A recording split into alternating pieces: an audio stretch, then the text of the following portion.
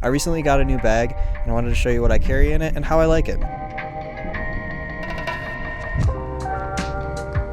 This is Shimoda's 40-liter women's Action X bag, and just to address the fact that I'm getting a women's bag here, I just like the color better, so that's why I got the women's bag. But anyway, Shimoda makes both an Action X and an Explorer, and the Explorer has no roll top on the top of it, and that is the biggest reason why I got the Action X. Being able to throw a ton of layers in the top here, or be able to quickly access stuff and have the expandability, but without having like a 50-liter or a 70-liter pack, is really useful. Let's get into the bag and I'll show you what the setup is on the inside. So the biggest feature of this bag that makes it really useful for photographers is the back opening. It lets you have a flat workspace where you can manage all your stuff without having to put anything on the ground. One of my biggest pet peeves so far has been having the handle on the left side of the bag. To me, as a right-handed person, I just have a habit of swinging my bag off of my left shoulder and grabbing it with my right hand. So that has been taking some adjustment. Supposedly it's a luggage pass-through too, but I haven't really had a chance to try that as my bag is just way too heavy to be putting on any luggage. There's a grab handle on the bottom, so if I want to carry the bag with both hands, it's really helpful that way. Now getting inside, I keep one body in the bottom with a 50mm f1.2 G Master lens, which I just got, and I'm really excited to try out for astrophotography. It's really sharp, it's really fast at the 1.2, so if I need to shoot night video, that kind of thing, I'm really excited about that. The body that's mounted to it is my original A7 IV. I've had this camera for over a year now, I think maybe 2 years even. This camera has been modded. The mod removes the filter from the sensor so that you can capture more light at night. The other camera body is another A7 IV, which you're watching me from, which is not modded.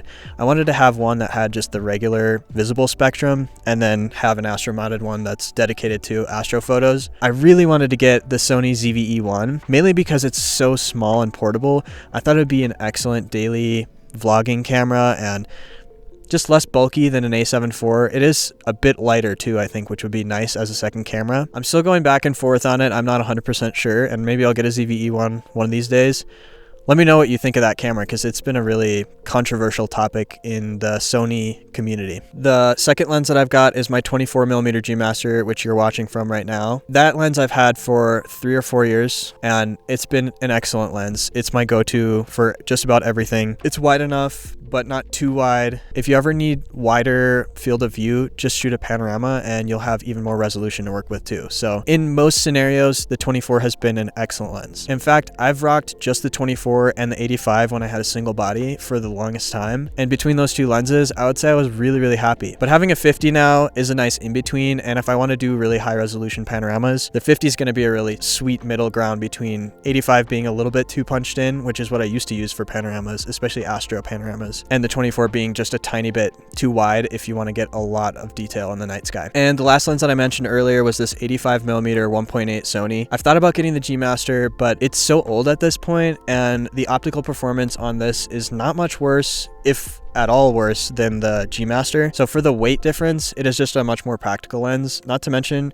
it's super cheap. It's like $500. Actually, you might find this a little funny, but when I got rid of my kit lens for my A7 III, I actually got the 85mm lens as my first prime lens, which you might think is a really tight focal length. And you know, in hindsight, I probably would never have done that now, but it was a really great learning experience for me of how to think outside the box with an 85mm lens. And I used it professionally to shoot a lot of events and stuff like that, and it was really useful. So I have a lot of love for the 85. That's why I still carry it with me, even though the 50 kind of has filled its role, and that's my setup. And I also just picked up the Sony G 200-600 lens, and I'm really excited to use that for moon photography specifically, but I don't see myself carrying it around on my travels as it's just super big and really heavy. Just so you know, on this bag there is another pocket right back here. You can fit a 16-inch laptop in here as well, but it gets a little tight, so I tend to just leave it empty or just shove filters in there and stuff like that. Up on the top of the bag, this is the medium-sized cube. You can also get a large cube and it will fit in this 40-liter bag, but I have my Peak design. I have no idea what this is called, like a tech pouch or something like that,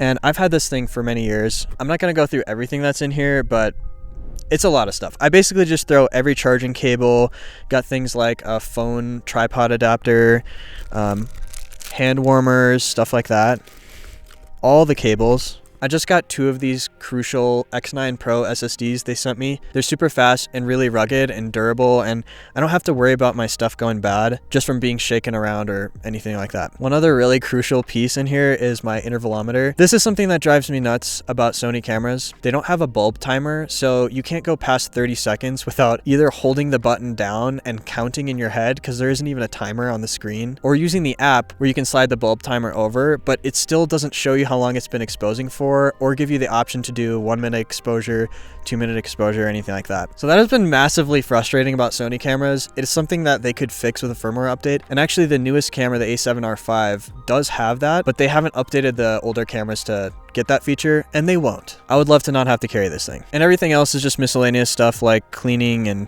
whatever else, extra memory cards, that kind of thing. On the strap, I've got this awesome little flashlight. If you follow me on Instagram, I made a reel about this, so you already know, but it's really cool because it glows in the dark, so you can see it easily when you're fumbling around. It's also really bright. It doesn't look bright right now, but it is.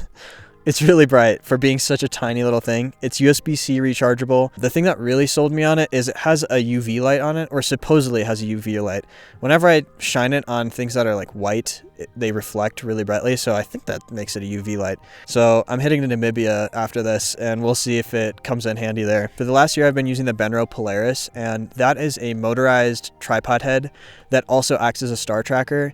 If you haven't heard of it, it's a really cool device, and they gifted it to me, which is super kind of them. I've really enjoyed using it for the most part, but there have been a couple times where I've been out at 3 or 4 in the morning trying to get that shot, freezing my butt off, and it just didn't want to work properly, or the tracking was not very accurate. And for that reason, I didn't want to bring it on this trip because I was kind of nervous about having that happen again in a place like this where it's really hard to get to, it costs me a lot of money, and I just need my stuff to work. So for that reason, I brought my Ioptron Skyguider Pro, and while it's a tiny bit more annoying to set up in my opinion, it is super reliable, and even with really rough polar alignment, on my 50mm lens, I can shoot minute and a half long exposures and have crisp pinpoint stars. So if I was carrying that with me today, I would just fit it up in the top here above my tech pouch, or maybe move the tech pouch up and move it more accessibly here. The last thing I'll tell you about is I just have a Peak Design capture clip on here. That's useful for when I'm hiking. I want to have quick access to my camera. There is a side access on the side of this bag that you can unzip and get into, but if you have tripods mounted on both of the tripod things,